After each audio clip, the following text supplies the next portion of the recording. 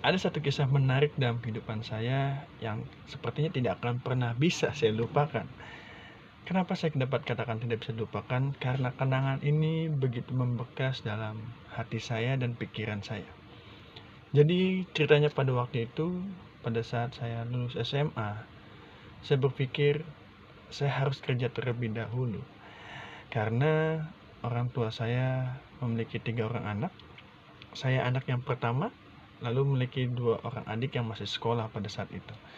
Jadi pilihan bekerja menurut saya adalah pilihan yang terbaik agar tidak membebani kedua orang tua saya.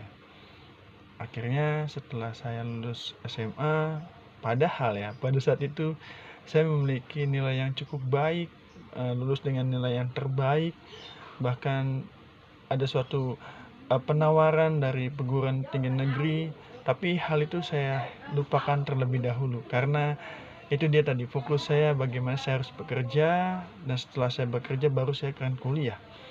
Dan pada saat itu ada hal yang cukup spiritual dalam hidup saya, benar-benar tertegur dalam hati saya. Pada saat saya lulus SMA, saya berdoa seperti biasa, doa pagi, membaca firman Tuhan setiap pagi. Tapi tahukah apa yang terjadi, saudara? Pada suatu kali saya pas berdoa sama Tuhan, minta pekerjaan, minta segala suatu hal yang terbaik dalam kehidupan saya. Dalam hati saya berkata, ada bisikan dalam hati saya katakan, mana? Katanya kamu punya Tuhan yang hebat.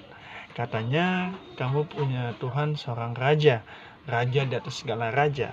Masa sih anak seorang raja kuliah tidak punya duit, tapi bekerja tidak ada juga yang mau menerima. Dan emang saat itu saya sudah melamar kemana-mana, saya buat satu lamaran ke satu tempat perusahaan, ke perusahaan yang lain, ke PT 1 dan ke PT 2 dan selainnya. Sampai hanya sebatas tes saja, tidak ada kabar berlanjutan selanjutnya, tidak ada hal-hal yang untuk mendapatkan saya pekerjaan di sana, tidak.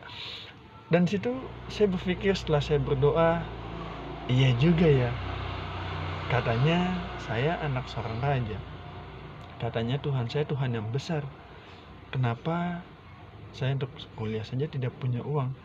Untuk bekerja tidak ada yang mau menerima saya. Dan pikiran itu terus berlanjut dalam kehidupan saya hari lepas hari, sehingga secara tidak sadar itu melemahkan iman saya kepada Tuhan, dan itu berdampak pada kehidupan spiritualitas saya. Saya berdoa jadi agak malas, baca firman Tuhan juga agak malas. Dan suatu ketika saya diingatkan bahwa dalam kitab Yeremia 29 ayat 11 dikatakan, sebab aku ini mengetahui rancangan-rancangan yang ada padaku mengenai kamu, yaitu rancangan damai sejahtera, bukan rancangan kecelakaan, firman Tuhan katakan. Lalu saya mulai mengimani firman itu. Saya percaya bahwa Tuhan punya rancangan yang luar biasa dalam kehidupan saya. Rancangan damai sejahtera, bukan rancangan kecelakaan. Sehingga itu yang membuat saya untuk berproses, untuk bangkit lagi dalam spiritual saya. Saya mulai rajin lagi baca Alkitab, saya mulai rajin lagi berdoa.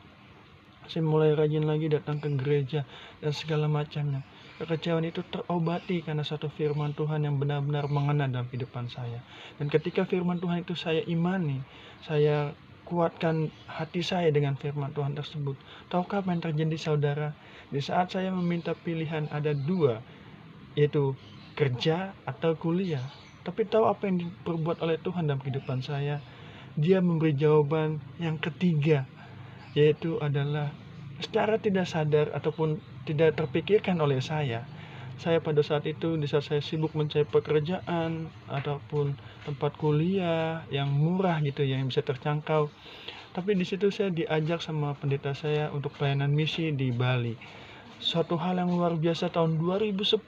Mungkin gak banyak orang yang bisa datang ke Bali, tapi saya boleh datang ke Bali dengan satu misi dan visi untuk melayani Tuhan di sana. Bersama dengan pendeta saya selama kurang lebih 2 minggu saya di sana untuk melayani door to door ke rumah di jemaat di Bali.